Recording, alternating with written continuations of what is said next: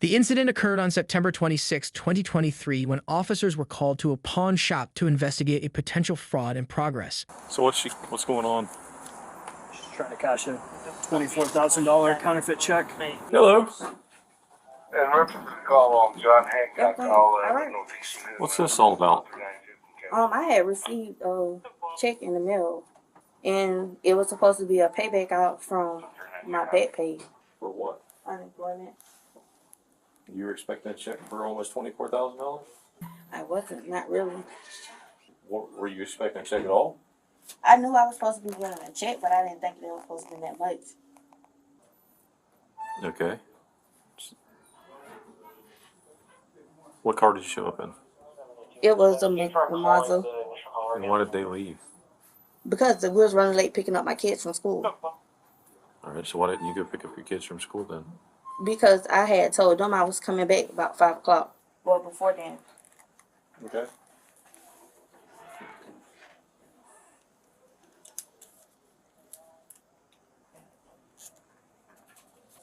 I'm in trouble or something. I mean, they're saying this is a fraudulent check. I don't know. I don't know the difference. I want to call up Charles and like, hey, go get a late unit.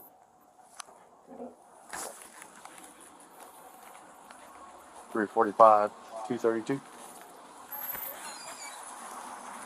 This is the check you tried to use. That's a copy of everything.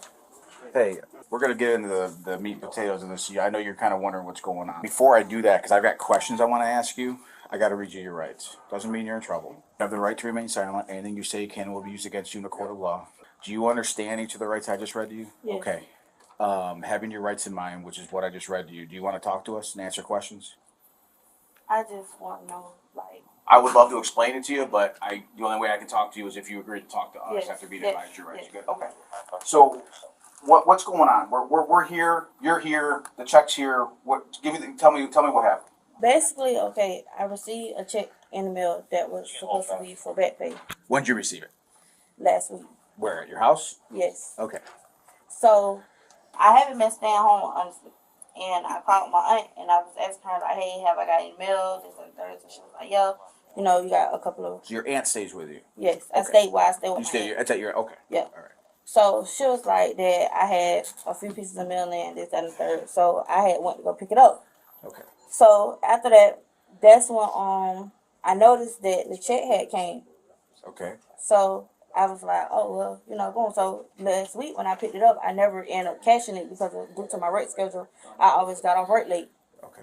And so then after that, that's when I had came in today because I was off Yeah. and to cash the check. And when I tried to use my photo ID on my phone, they was like, no, I needed a physical ID. So I had went and got a physical ID, and this happened. So that check was for what? For unemployment. Okay. Have you ever gotten unemployment before? No, I applied once, but like I never received anything, never heard anything else back. So it was just like. So this is the first time you've ever done unemployment, filed for it, or anything like that. You've never received checks before for unemployment or anything. This is Correct. the first one. Yes. Okay. Where's the envelope that came in? Do you have it? It was supposed to have been up front if they didn't move it. Okay. Do you remember who it came from? What was on the envelope? It was a blank envelope with the clear slip, and there was a paper in front of it. And then, like, when you unfold it, it was like the check, the rest of the, well, you know how, like, you rip off a check? Mm-hmm. That's how it was. When you filed for unemployment, how'd you do it? What site did you go to? Let me see.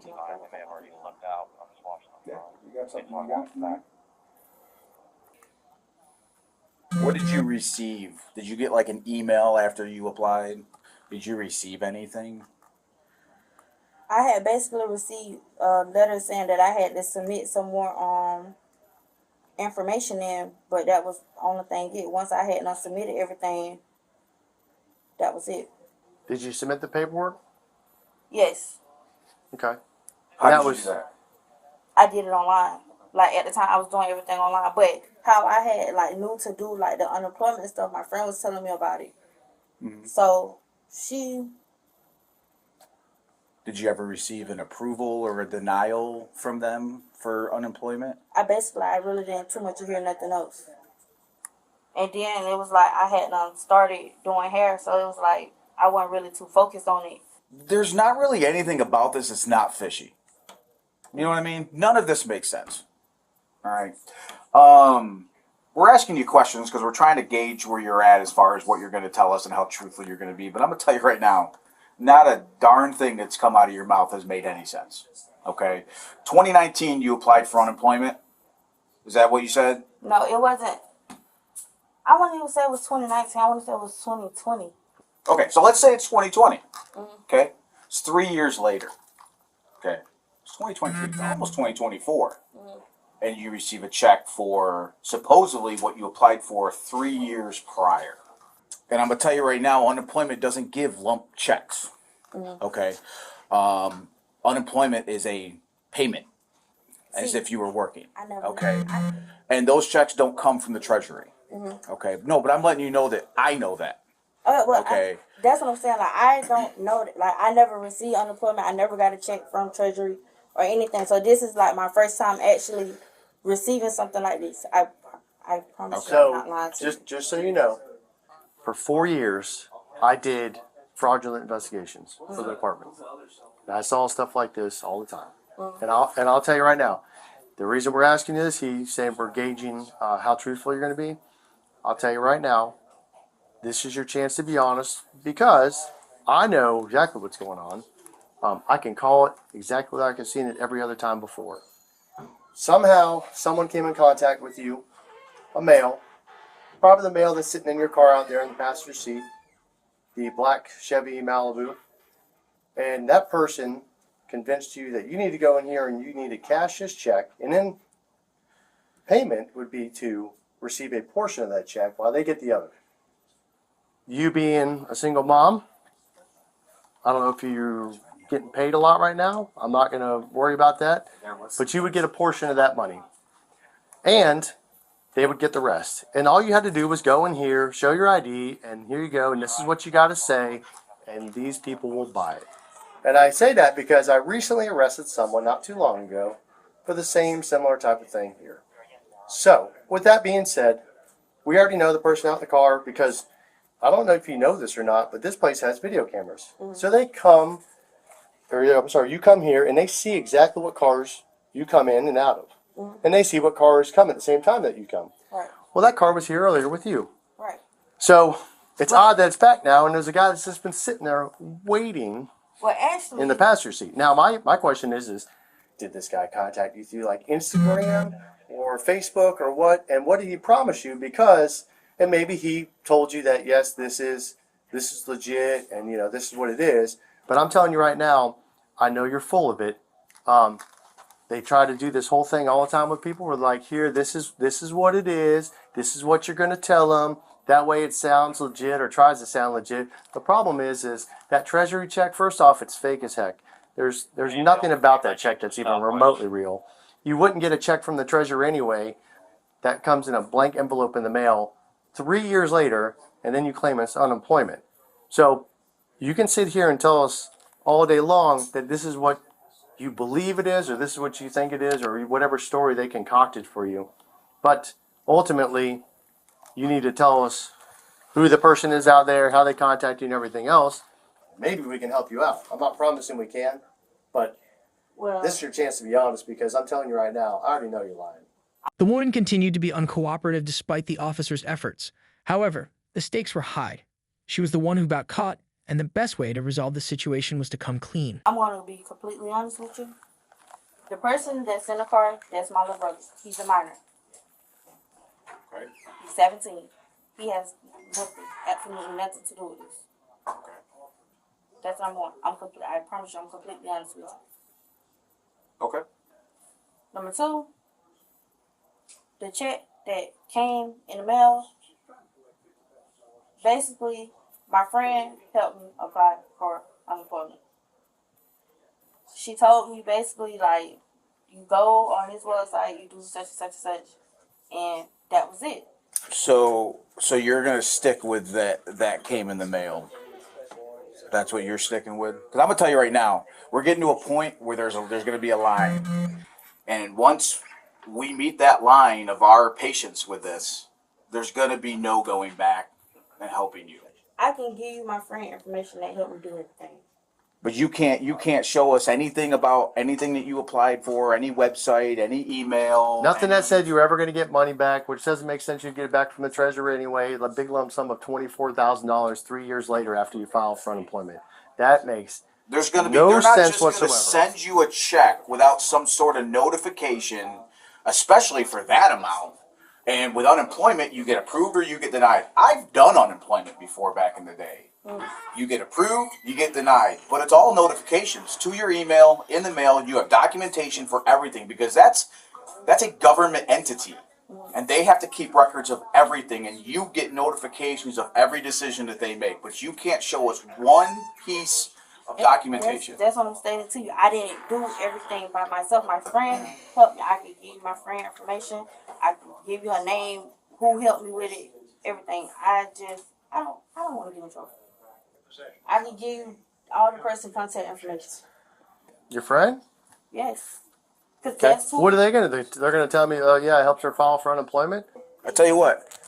Give me your friend's information. While we're here with you, we're going to call her. We're going to see what she says.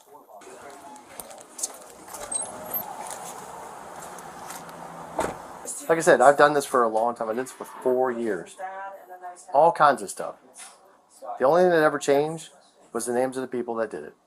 That's it.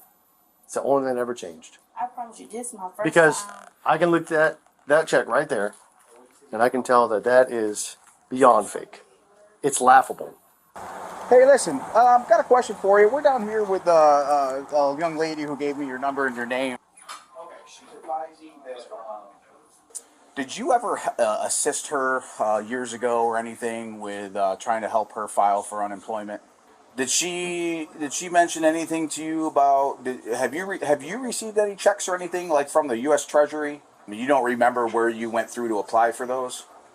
Do me a favor. I gotta check on my recruit here. Hang tight with her. Okay, well, we're here with her.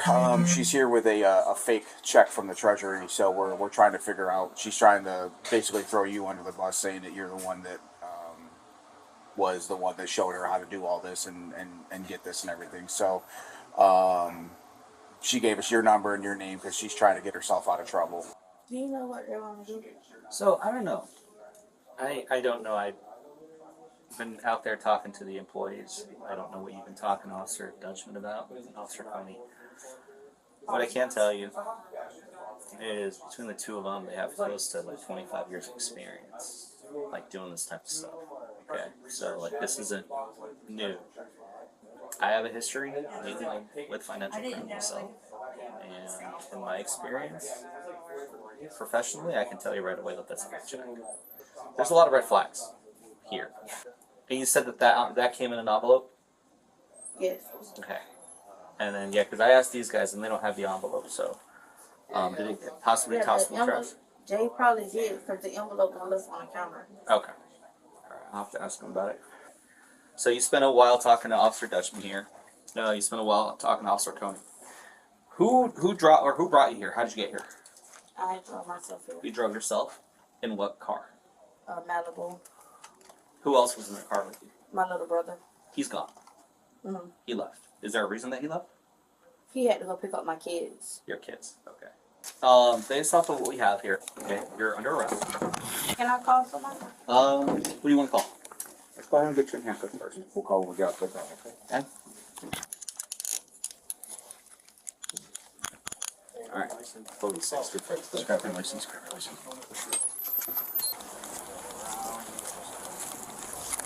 All right, then right where you get in my car, you have anything that's going to poke me, stab me, stick me? No. Nothing illegal? Oh, here's the envelope. Oh. Oh, look at that. Okay. That says FIS Output Solutions. That's not from the U.S. Treasury. I can tell you that for a fact. Okay? All right, go ahead and take a seat. Yeah, you're going to have to kind of reach in, you like. It's like this mud. Like I'm gonna slide if I. I'll hold on to you. She was later charged with grand theft and uttering a forged instrument. Tell us what you think in the comments. See you in the next one.